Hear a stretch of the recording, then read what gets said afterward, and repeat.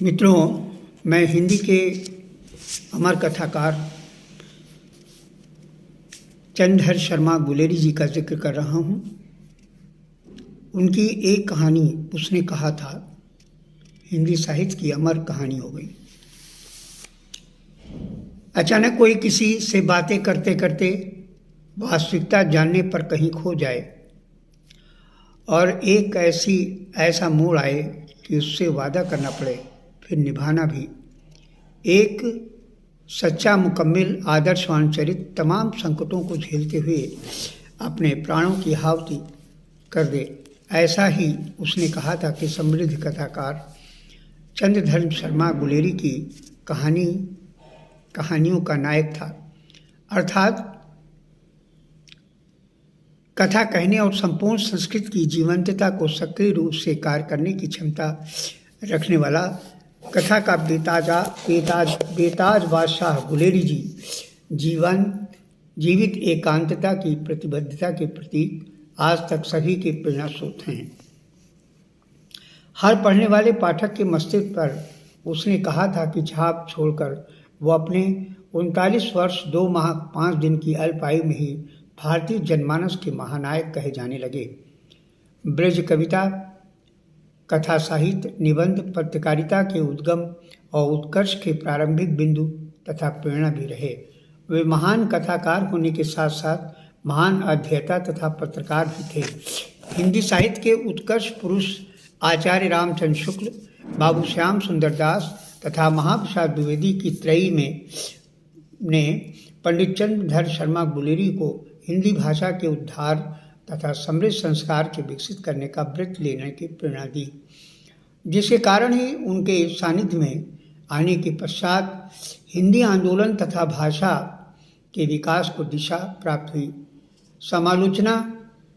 समालोचक में 1903 से 1907 की अवधि में संगीत धुन, हमारी आलमारी के प्रकाशन द्वारा उन्होंने हिंदी साहित्य के साक्षात्कार विधा तथा समालोचना स्तंभ में साहित्यिक कृतियों की समीक्षा की प्रस्तुति तथा योगदान किया, वह उल्लेखनीय है।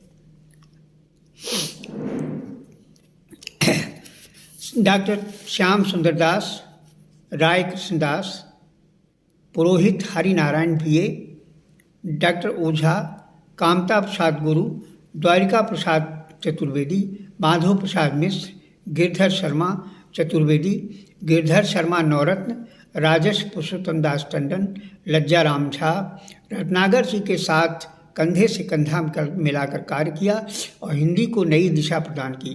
पाश्चात्य विद्वानों में doctor Grierson, professor Foucher, Kielhorn, Graham, professor क्लाइनेट आदि प्रसिद्ध विद्वानों के साथ उन्हें कार्य करने का अवसर भी प्राप्त हुआ।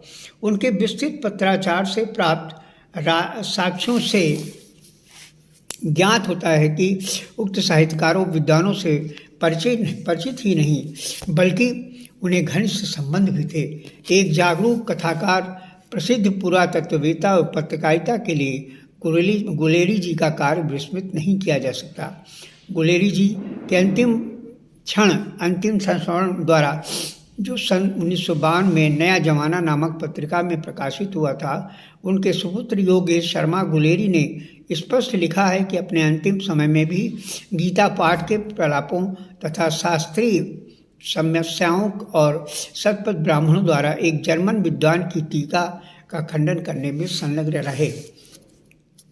हिंदी भाषा की उन्नति के लिए एक जागरूक भारतीय साहित्यकार की तरह वो सजग प्रहरी थे। इसके अतिरिक्त विविध विषयों, शोधपूर्ण आलेख, निबंधों तथा अशोक की धर्मलिपियाँ सह संपादन, Ojha, Shyam Sundar Das, Jaipur observatory and its builders, कालातिका, मानकस, देवकुल, शैशुनाग की मूर्तियाँ, पुरानी हिंदी डिंगल, देवनाम प्रिय, गोदानाम, पूर्ण पात्र, यंत्रक, वैदिक भाषा में प्राकृतिकपन के द्वारा उन्होंने साहित्यिक दृष्टि से अनुसंधान, भाषा विज्ञान, पुरातत्व के महत्वपूर्ण कार्य करके हिंदी जगत को समर्थ किया।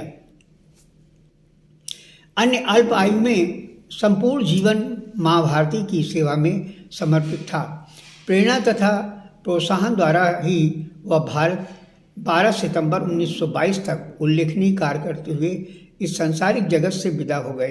एक ही कहानी उसने कहा था के द्वारा विशाल भारत के महत्वपूर्ण कहानी के जननायक कहे जाने लगे।